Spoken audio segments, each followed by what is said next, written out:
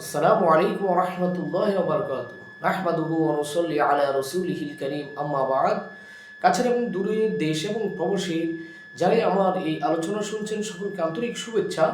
বন্ধুগণ, আজকে আমি আপনাদেরকে বশীকরণের এমন একটি মহামূল্যবান আমল শিক্ষা দিব, যে আমলটি স্বামী স্ত্রীর জন্য করতে পারবেন, স্ত্রী স্বামীর জন্য করতে পারবেন।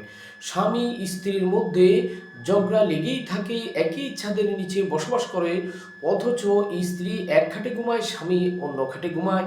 মাসের পর মাস, বছরের পর বছর কেটে যায়, আত্মসম্মানের কারণে কারো কাছে মুখ খুলে বলতে পারেন না। আজকে ওই সমস্ত স্বামীদের জন্য, ওই সমস্ত স্ত্রীদের জন্য আমলটি আমি শিখিয়ে দিচ্ছি। আমলটি খুবই সহজ, খুবই কার্যকরী। স্বামী যদি স্ত্রীর জন্য করে, স্ত্রী যদি স্বামীর জন্য করে, প্রিয়জনের জন্য, ভালোবাসার মানুষ, কাছের মানুষের জন্য আপনি এই আমলটি করতে পারবেন। আমলটি খুবই সহজ, খুবই ইন্টারেস্টিং। আমলটি করবেন আপনি এশার নামাজের পরে ওই মুসল্লাতে বসে 7 বার দুরূদ শরীফ পাঠ করবেন।